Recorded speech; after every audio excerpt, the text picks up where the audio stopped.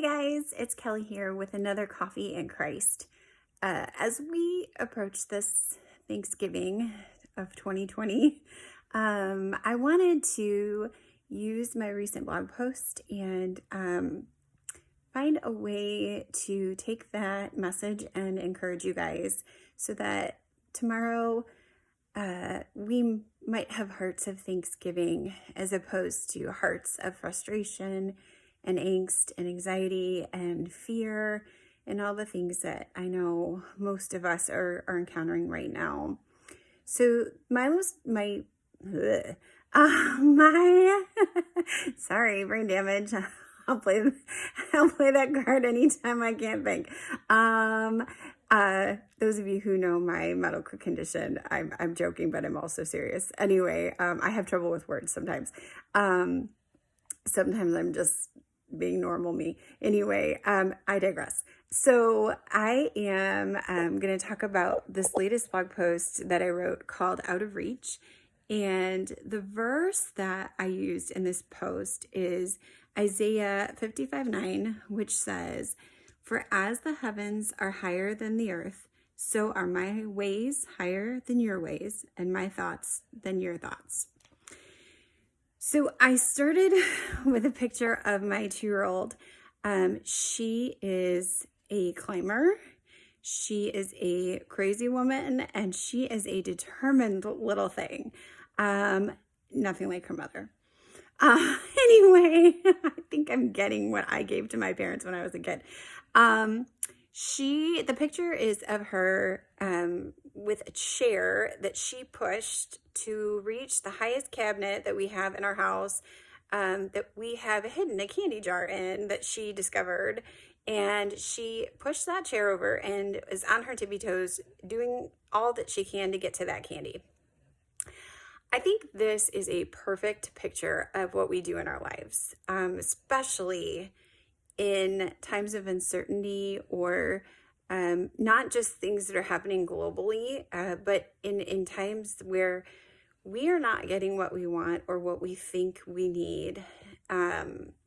We feel like there are these things that we just desire so badly in our lives, and they are just out of reach, or maybe they're way out of reach. And we start doing these unnatural things to try to get there. We work crazy hours, or we bend our the rules that we know are kind of bordering on not being ethical, or we make excuses for things that we normally wouldn't do, and we start kind of trying to stack these pieces of proverbial furniture up to reach these things that are out of reach for a reason. And I wanted to discuss, and I covered in my blog, how we don't always know what's best for us. We don't always understand or need to understand why things happen the way that they do, why God has given us something for a season and then taken it away. It could be that maybe He wanted to show us that we couldn't handle something now appropriately, but in the future, it may be given back to us. Maybe it was because it was just meant for a season in order to prepare us for something better, bigger, more glorifying to Him later in life.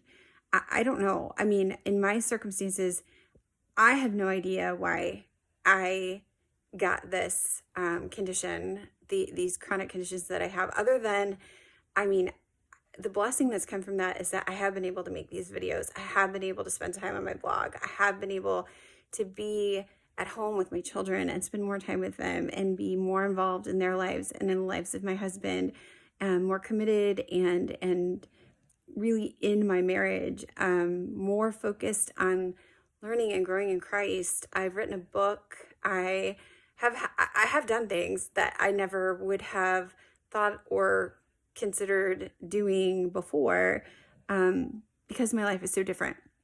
So I know that that's part of this, but is that the bigger plan? I have no idea. I don't know. I spoke before pretty briefly about having a fainting episode and losing my driving privileges until they get this figured out. And so now, I had this whole battery of tests scheduled. I was really excited. We were going to get through them pretty quickly. And then hopefully that would result in me being able to drive again. And then my family got COVID. So then we had to cancel every single one of those and reschedule them 2+ weeks later. And so I hopefully will still have those down and finished before the end of the year. But anyway, it's been a hot mess. It's really, quarantine. Oh my gosh. For those of you who have not been under mandatory quarantine, be thankful. It is horrible. It is so hard. I just kind of like poo-pooed it for a while. Like, it can't be that bad. You stay home, whatever. Oh, no. It is tough.